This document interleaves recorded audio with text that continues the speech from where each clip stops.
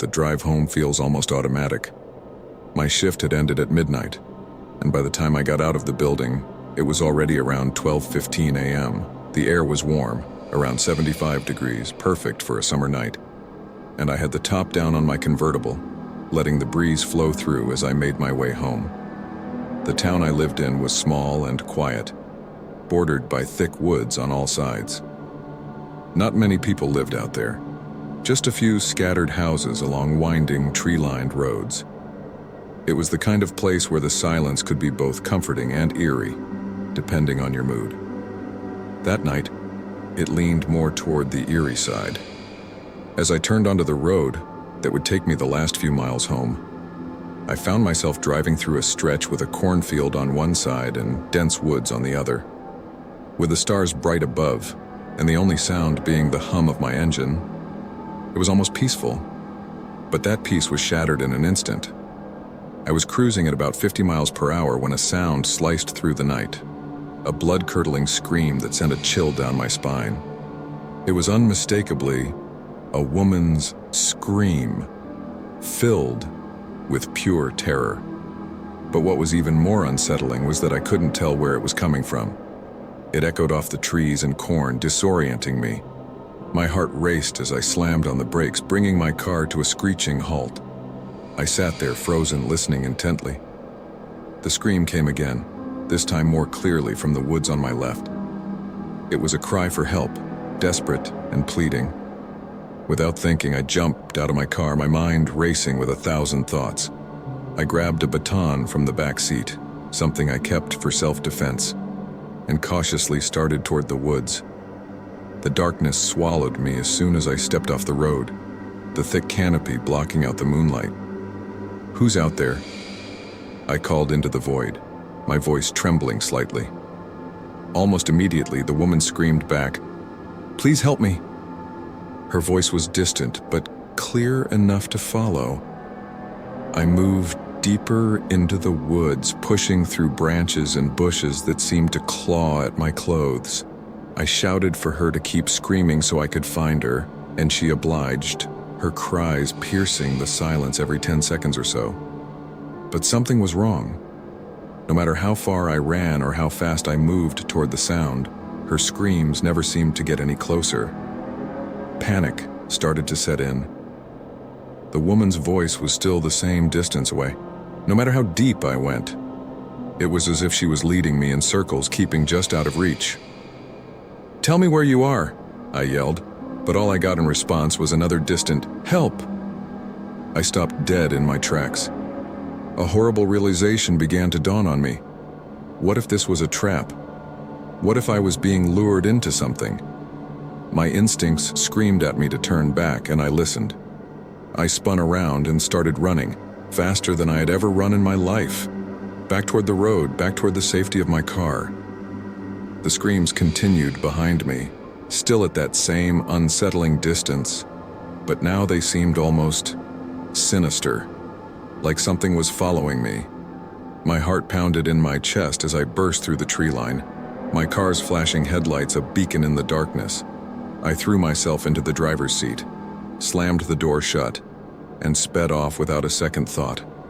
My hands were shaking as I reached for my phone and dialed 911, breathlessly reporting what I had heard. I didn't stick around. I couldn't. I was too shaken, too terrified of what might have been lurking in those woods. The next few days were a blur. I told a few friends and family about the incident, but I tried to put it out of my mind, convincing myself it was just some weird, explainable occurrence. But a week later, something on the news made my blood run cold. A local news station reported that the body of a woman around 30 years old had been discovered in the woods not far from where I had heard those screams. She had been found by a man hiking with his dog, her body lying there without any signs of foul play. The location matched the area where I had been that night. The woods were vast, but the thought that it could be the same woman I had heard sent shivers down my spine. The coincidence was too much to ignore. I couldn't help but wonder if I had somehow been a part of something far more sinister than I could ever understand. It was a cold, snowy night. the kind where the world outside your car seems distant and unfamiliar. I was driving from Brooklyn to Vermont, heading to my friend John's cabin for a weekend of snowboarding. I owned 2 vehicles at the time, a sleek 2013 BMW 3 Series for city driving and a rugged 2006 Ford F-150 for everything else. Given the weather and the terrain, I had opted for the truck. The bed of the truck was loaded with all my gear, and I was excited for the weekend ahead. But as the miles stretched on and the snow continued to fall, the roads grew quieter, darker, and more treacherous. By now it was around 10 p.m., and the world outside my windshield was a blur of snowflakes illuminated by my headlights. The roads were empty. I hadn't seen another car for miles. I was about 45 minutes away from John's cabin when the truck's engine suddenly started overheating.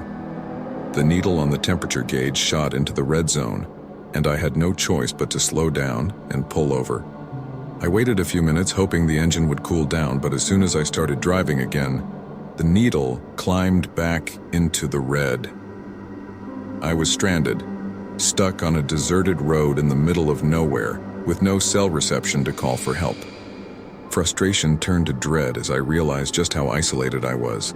The only thing I could do was sit in the truck with the heater running, waiting for someone, anyone, to pass by. After what felt like an eternity, a small Toyota came into view, its headlights cutting through the snow. I jumped out of the truck, waving my arms to flag the driver down.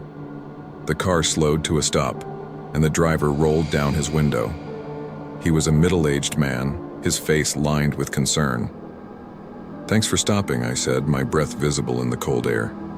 "My truck's overheating, and I can't get it to go more than a few feet without it acting up. Could I use your phone?" He hesitated for a moment, then asked, "Are you alone? Out here?" The question struck me as odd, but I nodded.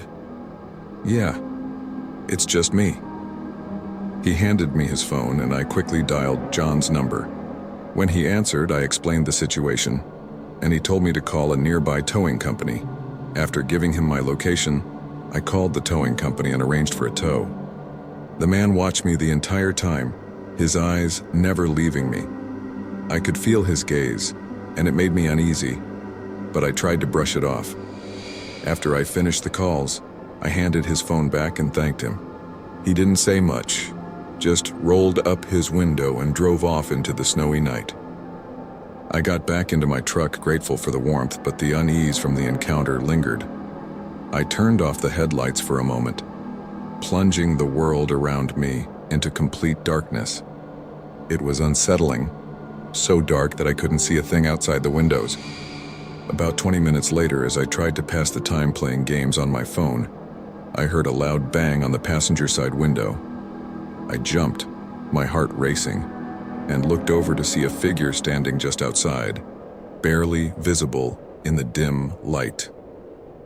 The person was pounding on the glass, screaming for help. "Please let me in, I'm freezing out here." The voice was desperate, but something about it didn't sit right with me. I couldn't make out his face, but I could see he was wearing a big black coat with the hood pulled up.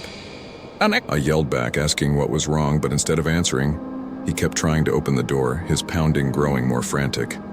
I shone my flashlight at the window, but it only revealed the outline of a man, his face still obscured. My instinct screamed at me to get away. I put the truck in drive, and as I did, the man started banging harder, trying to break the glass.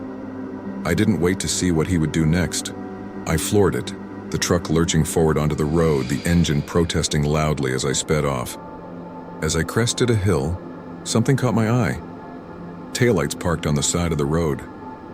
It was the same Toyota from earlier, the one the man had been driving. My heart skipped a beat as I realized what this meant. I slowed down, glancing out the window to see if anyone was inside, but the car looked empty. I noticed footprints in the snow leading away from the car, footprints that matched the direction the man at my window had come from. He had been trying to trick me, to lure me out of my truck, and God knows what he would have done if I had fallen for it. My mind raced with possibilities, each more terrifying than the last. I didn't stop again until I reached John's cabin, and when I got there, I told him everything. We called the local authorities, but by the time they reached the area, the Toyota and the man were gone. They found the car abandoned with no sign of its driver. To this day, I don't know who that man was or what he wanted, but I'm certain I narrowly escaped something horrible that night. I was out on one of my regular late-night runs, something I did to clear my head after a long day. The park near my house was the perfect place for it, a large open space with well-lit paths that wound through the trees and around a small pond. The neighborhood was safe, and even at night, it was rare to encounter anyone other than the occasional dog walker. On this particular night, the air was crisp and a light fog clung to the ground, giving the park an almost dreamlike quality. I set off on my usual route, the sound of my feet hitting the pavement echoing in the stillness. As I ran, I could feel the stress of the day melting away, replaced by the steady rhythm of my breathing and the cool night air against my skin. The park was quiet, with only the rustling of leaves and the distant hum of the city to keep me company. But as I rounded a corner near the pond, something caught my eye. A figure standing just off the path, partially obscured by the trees. I slowed down, squinting to get a better look. It was a man, tall and thin, wearing a long coat and a hat that cast a shadow over his face. He was standing perfectly still, staring at something in the distance. My first thought was that he was just another night owl, maybe out for a walk like I was. But there was something off about the way he stood, so rigid and motionless. I shook off the uneasy feeling and kept running, trying to focus on the path ahead. But as I passed the spot where the man had been standing, I couldn't help but glance back. He was gone. My heart skipped a beat, but I told myself he must have just moved on, maybe walking back toward the entrance. I continued my run, the encounter already fading from my mind, until I reached the far end of the park. There, the path split into two, one route leading back toward the well-lit areas, and the other veering into a darker, less traveled section near the woods. On a normal night, I would have taken the darker path, enjoying the solitude, but something made me hesitate. I stopped, catching my breath as I looked into the shadows beyond the trees. The fog seemed thicker there, swirling around the trunks like something out of a horror movie. The uneasy feeling from earlier returned, stronger this time. I couldn't shake the image of the man standing in the trees, watching, waiting. I decided to turn back, choosing the safer, well-lit path.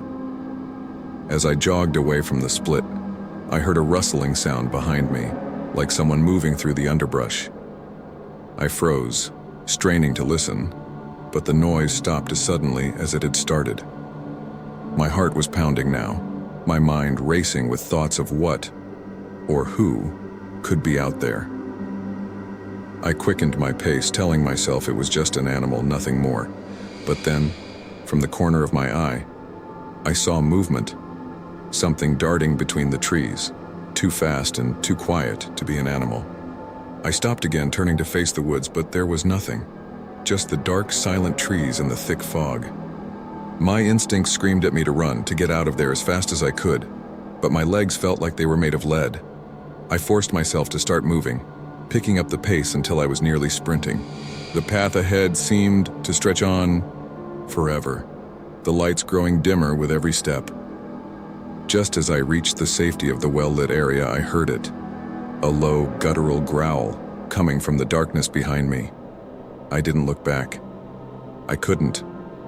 I just ran, faster than I had ever run before, my breath coming in ragged gasps.